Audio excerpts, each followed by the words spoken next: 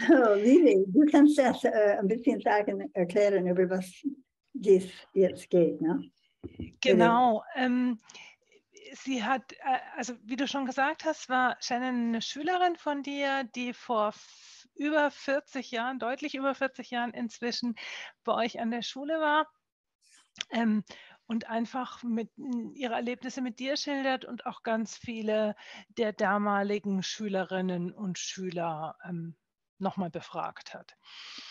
Und ich glaube, ich kann eigentlich direkt anfangen zu lesen, Linda. Es fängt nämlich damit an, dass sie eigentlich gar nicht von der Schule berichtet, sondern sie schreibt, Lindas Wurzeln liegen auf einer Farm in Edmonton, Alberta, Kanada, wo ihre liebevolle Familie Beziehungen zu jeglichen Tieren förderte. Und ich habe überlegt, ob du vielleicht anfangen möchtest, ein bisschen was von deiner Familie und deiner Kindheit zu berichten, bevor wir zu der Farm kommen, die du mit deinem Mann geführt hast. Diese Idee, dass ich muss zur Schule in Kanada reichen, weil wir haben in der Zeit kein Schulebus. Das war 1943. Ja? Und so viele von den Schülerinnen mussten zur Schule zu Fuß. Und ich habe das Glück, dass meine Cousinen die hat geritten zur Schule. Also mein Vater hat mitgenommen zu einem Reitstall und hat gesagt, dass er muss ein Pferd kaufen für mich, das mich zur Schule tragen würde. Überlege, ich habe nie geritten. Ja? Wir haben aus der Stadt gekommen, von Edmonton, Alberta gekommen, mit meinen Großeltern zu leben, sodass mein Großvater helfen konnte, weil das ist in die Zeit von dem Krieg. Und sie muss Getreide wachsen für den war effort, no? Krieg effort, und auch viele Schweine. So, es war ungefähr bisschen mehr als 2 Kilometer zur Schule. Ja. Und meine Cousine wohnt ungefähr 1/4 Kilometer in die Richtung von der Schule. Und so, ja, mein Vater hat mich auf das Pferd gesetzt. Den ersten Tag, wenn ich habe das in die Reitstall probiert, das Pferd hat mich sofort nur im Schritt von der Reithalle im Stall gebracht. Aber es ist komisch. Ich erinnere nie das erste Mal, dass ich auf ein Pferd gesetzt habe. Und ich schätze, mein Vater hat mir gezeigt, wie ich fragt das Pferd links und rechts gehen. Es war ohne Sattel. Und wir haben in der Schule, wir haben einen Stall und die Pferde geht in einem Teilstall, und hat gestanden und gewartet für uns. Und dann wir haben nach der Schule geritten. Und ich bin die älteste von 6 Kindern. Und in das Buch, wenn wir das nochmal tun, wir müssen die Fotos bringen, sodass ihr das sehen kann. Ich habe ein sehr nettes Stute gehabt. Ihr Name war Trixie. Das ist nicht so ein Name für ein Pferd, aber sie war sehr nett zu mir. Sie war 6 Jahre alt. Und so vielleicht wird es mehr, weiter übersetzen. Und ich sage mehr. Und ich erzähle eine Erfahrung, die ich gehabt habe eines Tages, wenn ich spät war. Meine Cousine war schon weg, ohne mich, nicht so nett. Und so, ich erkläre das jetzt. So, ich komme zu der Hof. Und mein Pferd hat gesagt, ich gehe nicht alleine weiter. Und ich habe die irgendwie einen Klaps gegeben. Ich weiß es, was nicht so viel, was ein 6-Jähriger alt tun kann. Und sie hat mir am Boden geschmissen. Und dann, ich konnte nicht draufkommen alleine. Und so, ich habe ihr geführt zu Hause und dann im Stall. Und ich erinnere das sehr gut. Ich habe die da gebunden. Ich habe so in unser Haus gegangen und habe dann, frag mich nicht, wo hier diese Idee gekommen hat. Ich habe 2, how do you say clothespins, Lily? Wäscheklammern? Waschklammern genommen im Stall und habe die Waschklammern auf ihr Ohr so gemacht, so dass sie würde lernen, das nicht wieder zu mir machen. I mean, overlegen, das war die erste Ohr-T-Touch. Ich lache so, wenn ich denke über das. Ja. Yep. Schön. Dann kann ich es uns heute machen. Ich schreibe leider an der Stelle gar nicht mehr über deine Kindheit. Es geht dann eigentlich direkt weiter. Durch Lindas Zusammenarbeit mit dem US-Kavalleristen und ihrem späteren Ehemann, Wentworth Tellington, erwarb sie sich einen Namen im noch jungen Distanzsport. Lindas Wissen über Pferde wurde auch durch ihren Großvater, einem führenden Rennpferdetrainer in den USA und Russland, beeinflusst. Die Geheimnisse über das Heilen und Verhalten von Pferden, die er von einem Zigeuner namens Orlo, seinem Übersetzer und Begleiter auf den russischen Rennbahnen erwarb, gab er an Wendt und Linda weiter. Ja, vielleicht möchtest du... Das ist so viele Geschichte über das, man könnte halb ein Buch schreiben. Was war interessant, ist, dass mein Großvater, William Kaywood, war ein Jockey, Rennpferdreiter in Amerika. Und er hat ein Angebot bekommen von einem Rennpferdbesitzer in Österreich. Ich habe seinen Namen auf einen Vertrag von meinem Großvater, aber wir haben probiert, ihn zu finden, aber wir haben keine Möglichkeit so bis jetzt gehabt. So, das Pferd war von Vienna geschickt bei Zug und mein Großvater hat die Pferde in Moskau getroffen und dann hat für eine Saison diese Pferde geritten. Und es hat ihm sehr gut gefallen in Moskau. Und so hat da geblieben. Es war 1902, ich denke, muss wieder schauen jetzt. Und so hat geblieben als ein Rennpferdtrainer. Und die Grund, dass das Zigeuner in das Buch kommt, sein Name war Orloff, die Familienname. Und mein Großvater hat die Pferde in seinem Stall, jede Pferd war behandelt mit einer Art von Massage von der Zigeuner. Die war kurz, like Reiben, überall. Und in hat sehr viel Erfolg mit das gehabt. Und 1905, hat das Hochpreis von Tsar Nicholas II. Tsar gewonnen. Und es war ein Preis von den meisten Winners vom ersten, zweiten, dritten Platz in der Saison in Moskau. Und was war für mich so interessant. Ich war dort und ich habe T-Touch beigebracht zu den Rennpferd-Trainers in dem gleichen Hippodrom, wo mein Großvater war, in so viele Jahre später. Ich war zuerst dort in 1984. So in 1905, mein Großvater hat bekommen einen Preis. And it was a special stock, a cane with jewels on it. En het was in de garage, was het garage? So wo man ein Autohaus. Autowerkstatt.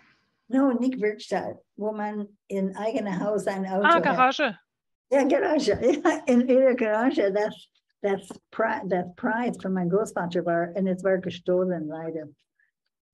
Das war so nett, wenn wir das haben. Und so, was ist für mich so interessant?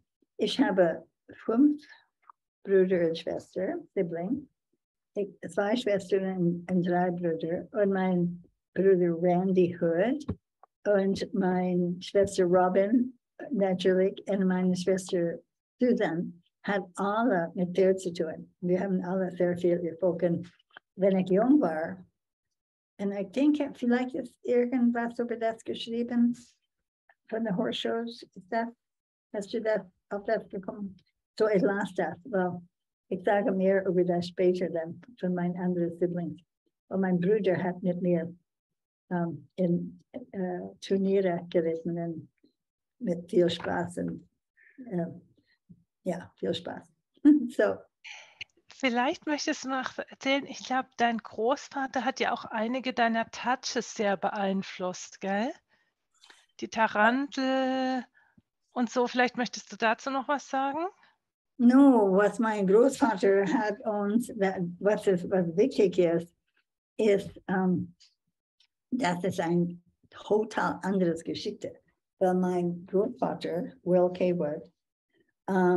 hat, wenn aus Moskau gekommen hat in 1906, meine Großmutter hat gesagt, sie möchte nicht leben auf der Rennbahn. Well, there were a trainer, Reiter, natürlich in Amerika. Und so mein Will Kaywood hat meine Großmutter, Dolly, ein Haus gekauft und hat in Edmonton, Alberta, wo ich geboren war. Und dann sein Bruder, George Kaywood, hat die Verantwortung übernommen für meine Großmutter. Wir wissen heute nicht, wenn die heiratet oder, aber wenn mein Großonkel, das heißt, George, war immer dort. Und ich habe gedacht, dass mein Ex-Großvater war. Wir haben nicht gewusst, die Wahrheit, bis 1960. Und in 1960, wenn mein Ex-Großvater Will Kaywood war 80 Jahre alt, hat so unser Hof gekommen. Und wir haben dann in die Zeit, ich habe 90 Rennpferde, Thoroughbreds, und 30 Araber Studenten gehabt. Und mein Großvater hat zu uns gekommen und hat uns das Art von Zigeunermassage gezeigt. Ich weiß es nicht, was genau in das Buch geschrieben ist, ich vergesse, aber das ist, was passiert hat. Und so, wir haben angefangen in 1960 mit dieser Art von Massage angefangen. Und dann, wir haben ein Buch über das geschrieben. Und für 15 Jahre ist es die Zigeunerart von Massage, das wir haben für unser Sportpferd genommen. Und wir haben das nur gemacht, so dass sie schneller fit war, nach hart, nach 100 Meilen Distanz reiten und langen Tag in ein Turnier, Horse Show oder solche.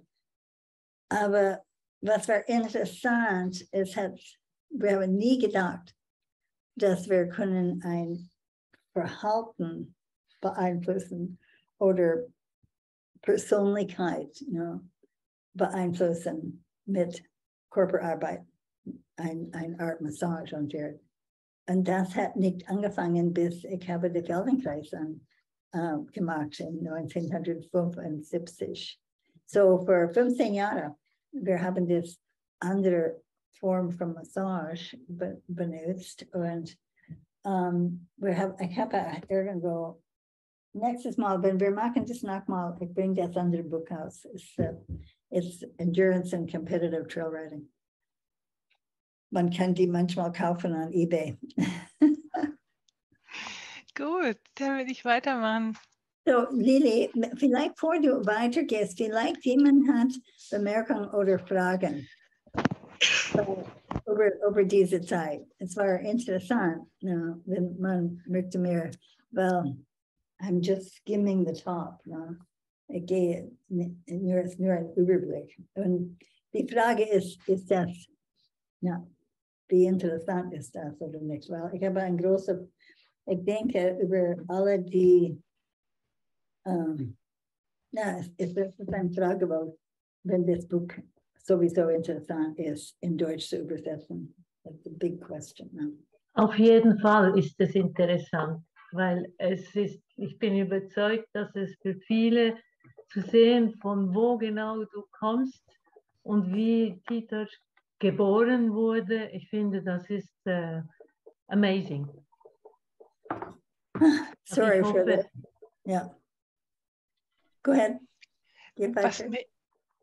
Was mich immer so fasziniert ist, du bist ja sehr reisefreudig und gleichzeitig ist Reisen heute ja einfach und schnell geworden. Und wenn ich mir überlege, dass dein Großvater vor 120 Jahren von Kanada nach Russland kam, dann denke ich mal, wie konnte das sein? Also wie haben die sich überhaupt kennengelernt? Das war ja ein Abenteuer, das ist ja viel größer, als wenn man heute eine Weltreise macht.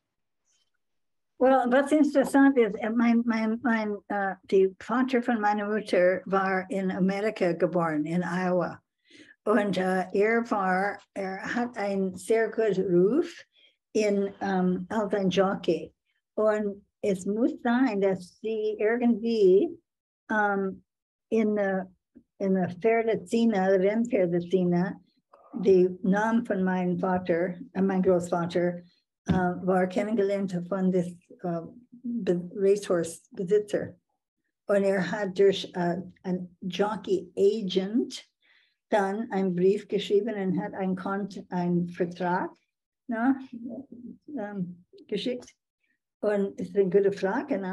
Wir wissen, woher es muss mit Schiff, es gibt nicht andere Möglichkeit als mit Schiff.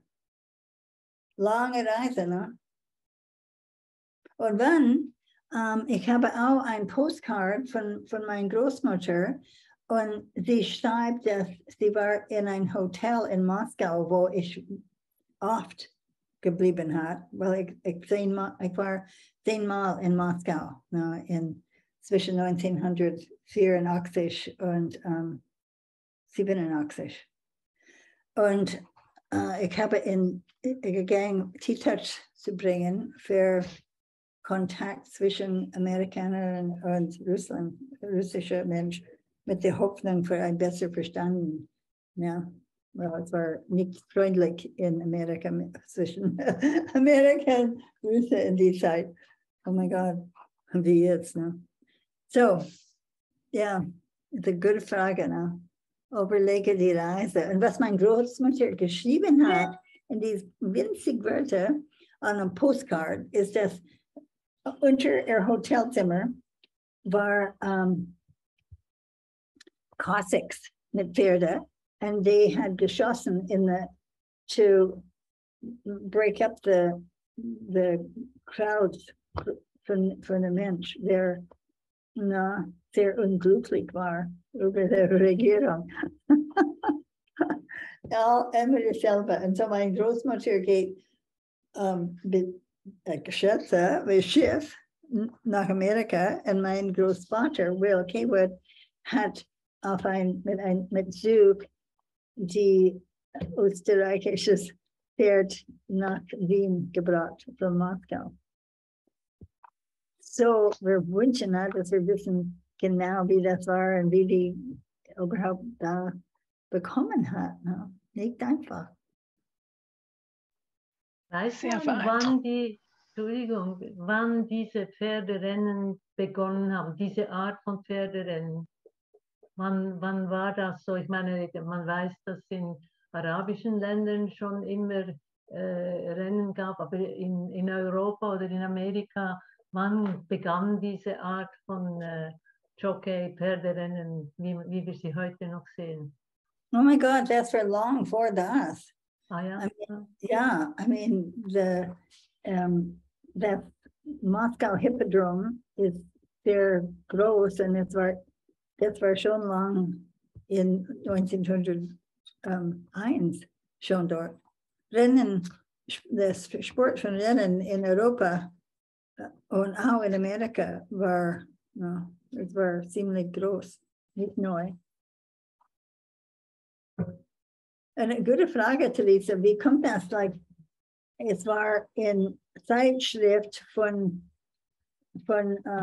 besonderer Zeitschrift über welche Pferd gewonnen hat, welche hängt, sehr gut Fohlen bekommen hat. Das war alle in dieser Welt. Gute Frage, wie? Wir wissen nicht.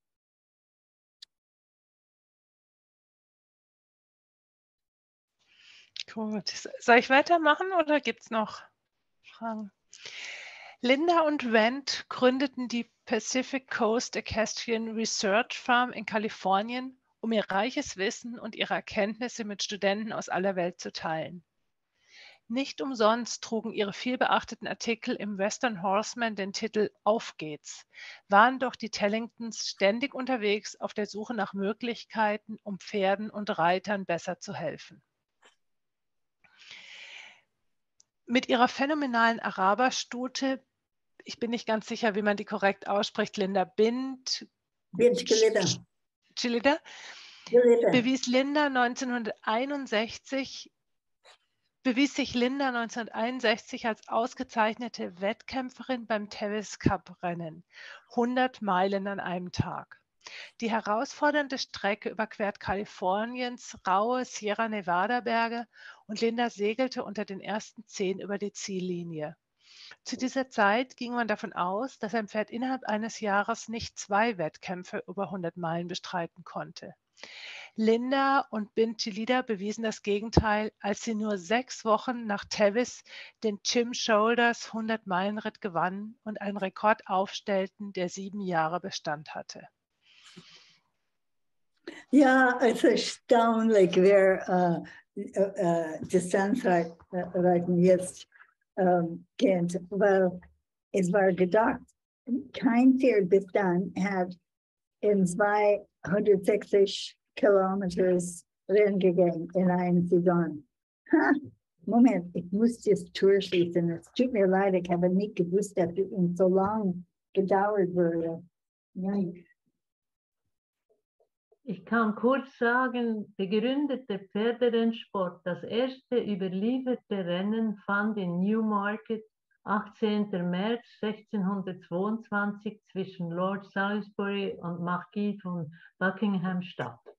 1622. Interessant, hä? Und die haben... Ich habe nicht alles gehört.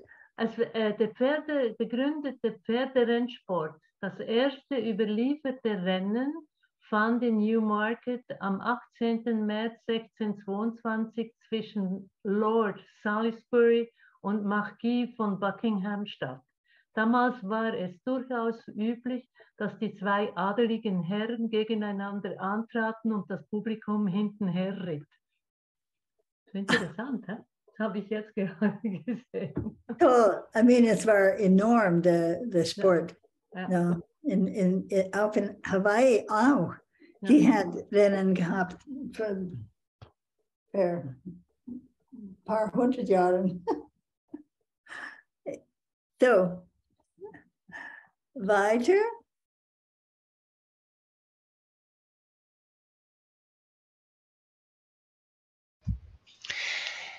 Diese Errungenschaften zogen die Aufmerksamkeit der ungarischen Gräfin Margit Székely auf sich. Margit brachte etwas Magie in Lindas Leben, nicht nur durch ihren unerhörten Reichtum, sondern auch dank der seltenen Rasse der ungarischen Furioso-Pferde, die auf ihrer Ranch in Montana lebten. Kurze Zeit später begegnete Linda Gräfin Judith Gurkey, deren fesselnde Geschichte davon handelt, wie sie im Zweiten Weltkrieg nur wenige ihrer wertvollen ungarischen Pferde rettete. Judy beschreibt, wie sie zu Fuß mit 64 Pferden aus Ungarn flieht und von russischen Streitkräften verfolgt wird, die in ihre Heimat einmarschiert waren. Eine Handvoll ausgemergelter Pferde wurde zum Grundstock ihrer Zucht, nachdem sie in Virginia angekommen waren, wo Judy sich niedergelassen hatte. Linda berichtet davon, wie die beiden ungarischen Gräfinnen darum kämpften, diese ungarischen Pferde vor der Ausrottung zu bewahren. Judy zog eines von Lindas Lieblingspferden, einen Außenseiter im Olympiateam der USA, mit dem Namen Machia Brado. Und Linda machte ihn zu einem Champion. This is so interessant that the Hengst, that the Gids Reiter here, is the Großsohn von Brado. Ist das nicht like, wie kann das sein? Ne? I mean, and that's I can't remember if when Lies hat ihn, ich glaube, sie hat ihn zuerst gekauft, wenn sehr jung war. Und dann wieder verkauft und ein paar Mal wieder kauft zurück. Ne? Und ist jetzt 19 und hier. Und ist genau wie sein Großvater. Weil Brado war so ein toller Hengst. Ne? Und ich habe in das Buch, wenn wir würden das weitergehen, wir müssen die Fotos haben, so dass man kann die Fotos sehen. Aber Brado war so stabil. I mean, ich habe ihn geritten in wir waren die Top 10 in der Tevis eines Jahr. Und dann 5 oder 7 Wochen später, hatte the Top Springen gewonnen in the Oakland National Horse Show. And ich konnte ihn Side Saddle in Turnier reiten und macht alles, war so toll. Ja, so I forget wo du aufgehört hast. Nee, bei den Pferden, ich gucke gerade, ob ich das PDF auf den anderen Rechner kriege, dann könnte ich auch Bilder zeigen.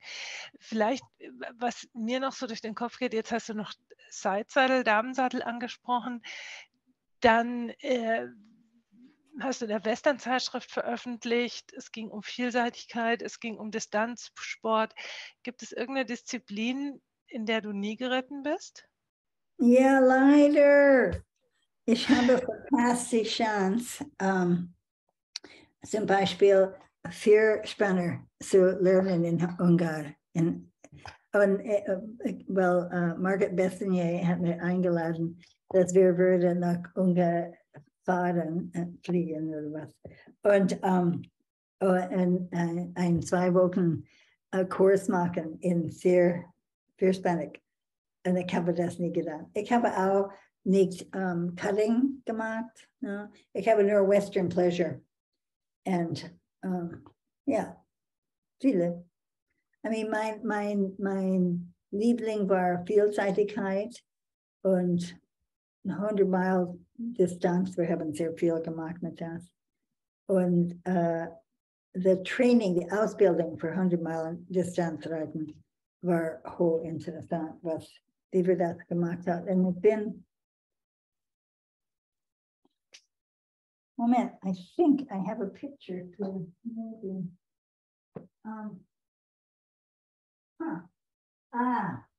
This picture.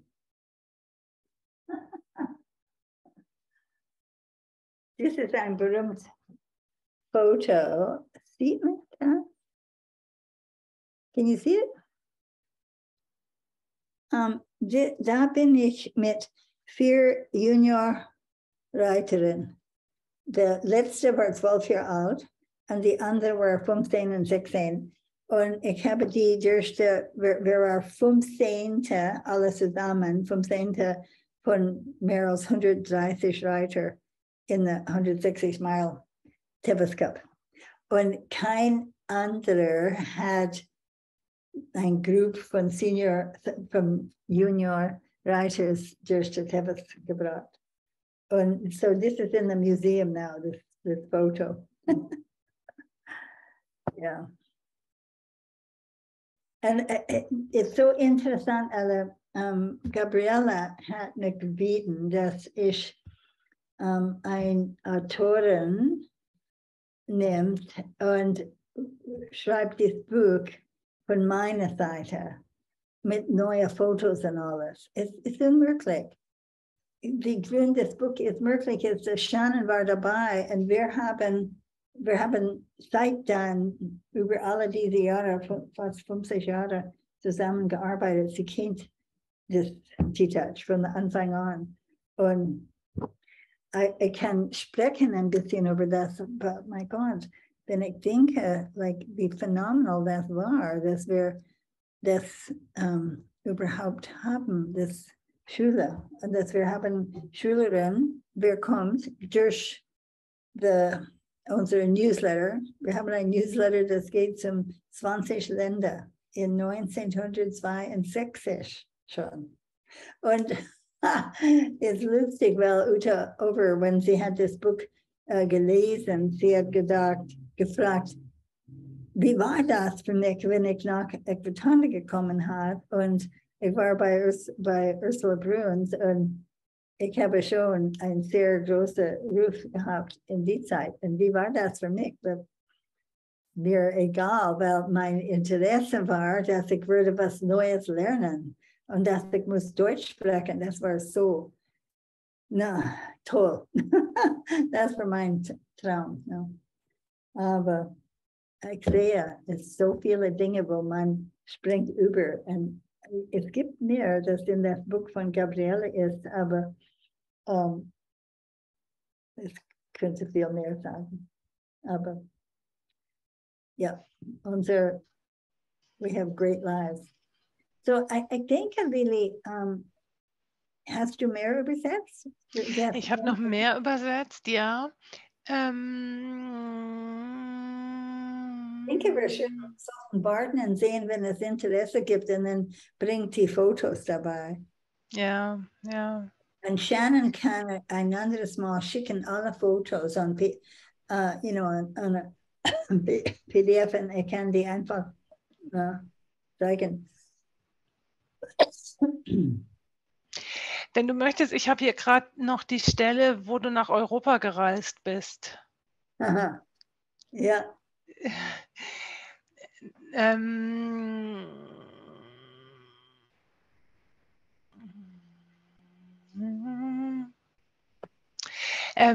Du hast dich ja dann scheiden lassen und wurdest von der Gräfin angestellt und in der neuen Umgebung blieben Linda nur wenige Jahre, bevor sie ihren Horizont wieder erweitern wollte. 1974, nachdem sie jahrzehntelang Pferde trainiert und auf Wettkämpfen vorgestellt hatte und hochkarätige Reitlehrer ausgebildet hatte, war sie bereit für eine Veränderung in ihrem Leben. Westwind schloss seine Türen und Linda und Bert trennten sich. In Lindas Leben öffnete sich ein neues Kapitel, als sie mit ihrem Partner Roger Russell nach Europa zog. Ihr Wunsch zu lernen, anstatt immer zu lehren, war gestillt, als sie anfing, in Deutschland zu unterrichten. Linda und Roger schrieben sich 4 Sommer lang in die Feldenkreisausbildung am Humanistic Psychology Institute San Francisco ein und begannen Feldenkreis, Bewusstsein durch Bewegung in ihre Reitkurse zu integrieren.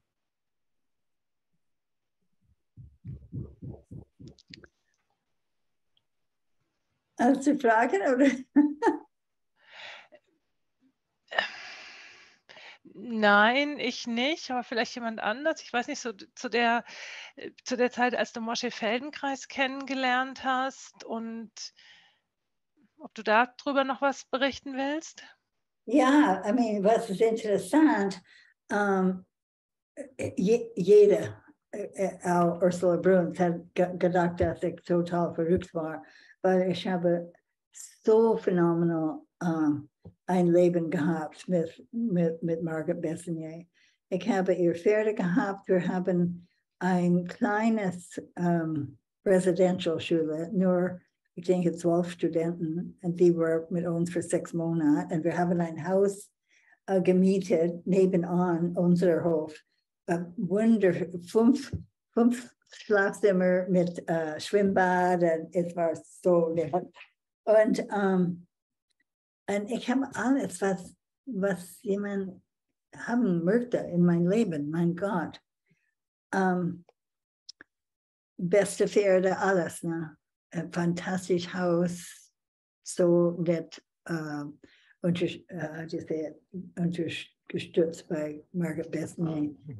Aber ich war nicht glücklich.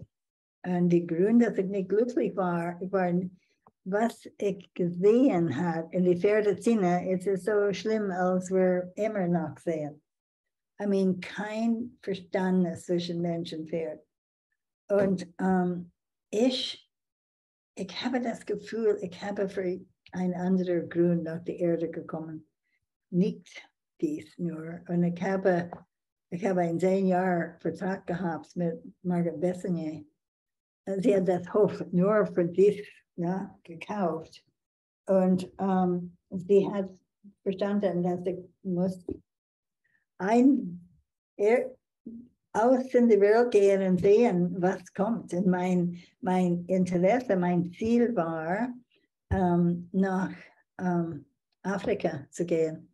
Aber unterwegs, ich habe Ursula Bruns einen Besuch gemacht.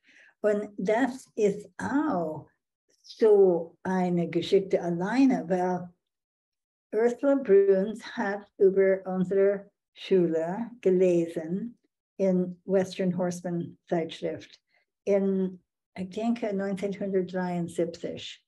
Und sie war sehr begeistert über Amerika. Und es war interessant, die Articles, dass sie geschrieben hat über ihre Reise nach Amerika. Und ich habe das organisiert. So sie hat mit Yewell Dr. Isenbügel und seine Frau, die war noch nicht verheiratet, aber die war dabei. Und die hat geflogen nach San Francisco und dann hat mit mir geblieben für 2 Wochen. Ich habe ein ziemlich 5 Schlafzimmer gehabt in mein Haus, ein wunderschöner Platz. Und dann, ich habe sie überall in Kalifornien gezeigt, dass wir was typisch war, dass wir ein Box haben mit einem Auslauf. Ihr müsst verstehen, das war nichts in Deutschland oder Österreich oder der Schweiz in die Zeit. Alle Pferde bleibt in Boxes, ne? Aber nicht mit Auslauf. Und Ursula Bruns war natürlich sehr, sie war so eine phänomenal intelligente Frau. Und dann wir haben einen Besuch gemacht zu einem sehr berühmten Distanzreiter. Und sie hat gesagt, sie möchte das 160 Kilometer Ritt machen. Und sie war ein Pferd, sie hat ein Pferd bekommen für das Reit. Und das ist eine ganz andere Geschichte. Sie hat mir gefragt, soll sie das machen? Und die Pferd, das sie bekommen hat, ist von einem von unseren Best-Distanz-Writers. Und ich habe gesagt, ja, einfach, du kannst 30 Meilen gehen und sehen, wenn du okay bist, geh weiter. Und sie hat in die Top 10 gekommen. Und sie war natürlich sehr, sehr begeistert und hat sehr viel in Deutschland dann geschrieben über das. Und später, ich habe auch Workshops gegeben für Distanzreiten. Die erste für Islandpferd und habe gebracht einen von unseren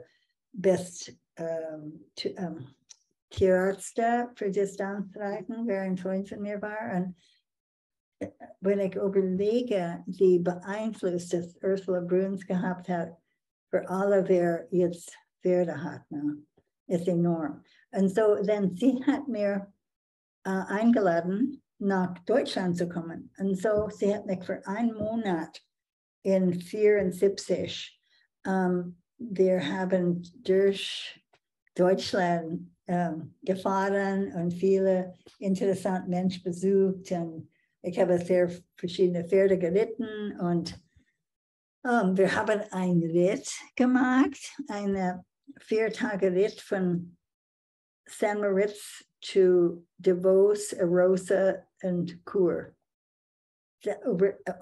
Übernachtet unterwegs. Und I mean, alle dieses inzwischen, das ist so interessant. Und dann Ursula Bruns hat meine Schule besucht in 73 und hat uns gesehen, dass wir reiten ohne Kopfstück und mit Armsaus überspringen und alles. Und wir haben ein sehr, how do you say, Logik 33 Punkte für die Balance Seat, Balance Sitze. Das war ein Teil von unserer Schule. Und sie hat das genommen und dann hat ihr fantastischer Kurs, 11-Tage-Kurs für Besitzer, für Erwachsenenreiters, total Anfänger. Hat jemand von euch das Kurs mit Ursula Bruns gemacht? Es gibt mehr jetzt, ich treffe ab und zu solche, wer hat durch den Kurs gegangen.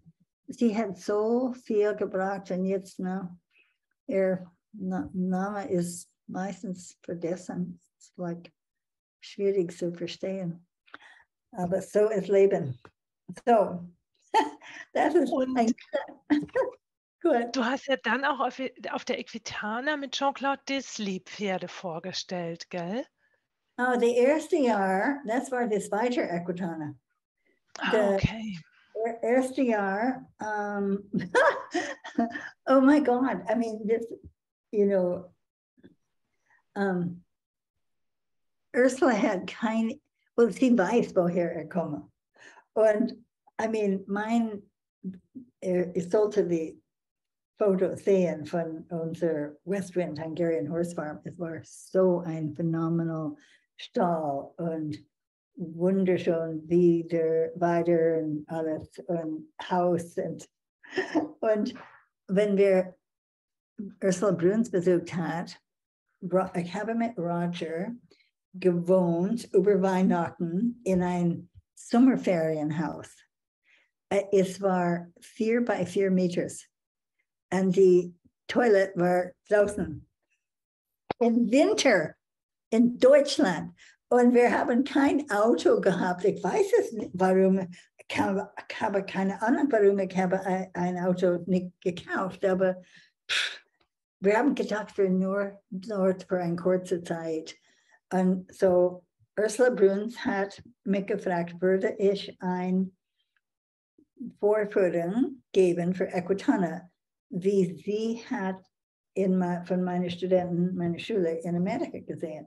Und so ich habe von Reken nach das Ferienhaus bei Pferd geritten. Pferde bleibt bei uns in a little paddocks bei das Ferienhaus. Und ich go, oh my God, es war so kalt über Weihnachten. Und ich denke das. Und so ich habe Johann Schumacher, war dann, ich denke, 14 oder 15. Roger hat kaum geritten. Er hat nur angefangen mit uns in Kalifornien. Und meine Schwester Robin hat ihm Reitunterricht gegeben in unserer Schule. Und dann Hansi, er war auch 14. Und so ich habe 4 mit myself und Roger und Hansi und Johann. Wir haben das Vorführung für Equitana gemacht. Springen ohne, nur Halsring. Und ich habe ein 12 Jahre alt Araber-Rennpferd aus Jordanien geritten. Und oh my God, ich konnte so viel interessante Geschichte mit das Pferd erzählen.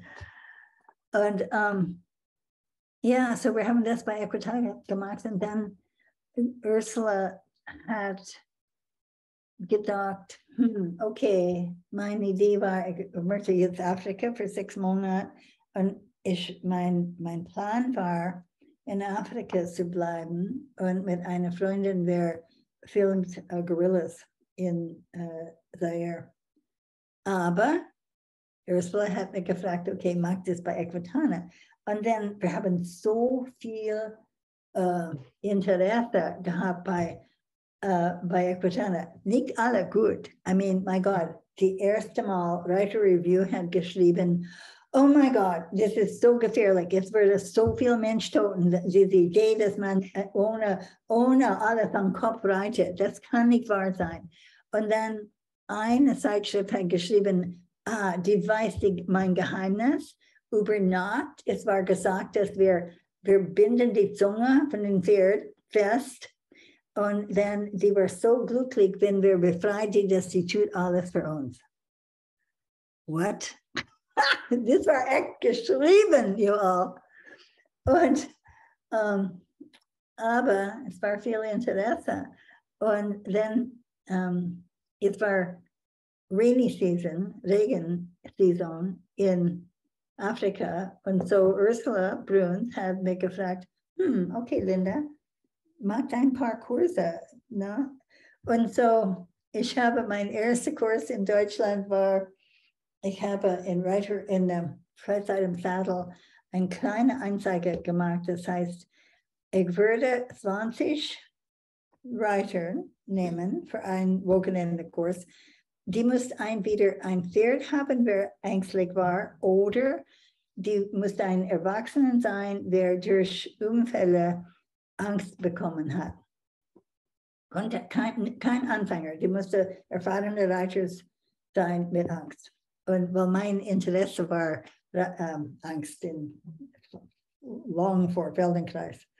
Und so wir kommen zu das Hof in der Nähe von Essen Freitagabend und ich habe keinen Dolmetscher gehabt. Und die Organisatorin hat gesagt, Sie brauchen keinen Dolmetscher, jeder Deutsch spricht Englisch. Ha! Am nächsten Tag nicht ein Reiter konnte kein Englisch. So, ich habe gedacht, das ist interessant. Na? Das war mein Wunsch, dass ich muss was lernen. Und so, ich habe 10 Wörter geschrieben. Ich wünsche, ich schätze, es war Absatz, Gesatz, Hände und so weiter. Ganz simpel. Und wir haben viel Spaß gehabt am Wochenende. Und und ich war sehr glücklich, weil, you see, ich war total verdorben, weil Reiters kommt nicht zu mir, like einmal die Woche, like Meister für Reitunterricht. Die kommt und bleibt bei uns und die hat geritten, jeden Tag 2 Stunden mit Reitunterricht, 5 Tage in der Woche. Und dann am Wochenende zum Turnier gegangen. I mean, ich habe viel Theorie gehabt, viel lesen und schreiben und studieren. Und hier in Deutschland, ich habe einfach diese 20 Ehrenleiter und die hat sehr viel Fortschritte gemacht und viel Spaß gehabt und I was then hooked. Und dann Ursula Bruns hat gesagt, okay, Linda, das ist so wichtig, du musst jetzt 1 Jahr mitgeben und ich möchte eine Reitschule organisieren und du würdest das fördern mit diesem amerikanischen Balance machen. Yeah, that's how I came to stay in Deutschland. Und wir haben dann 5 Jahre da gewohnt und nur nach San Francisco für die Feldenkreisausbildung. Aber das ist eine andere Geschichte, wie das zu uns bekommen hat. So, unsere Zeit ist vorbei.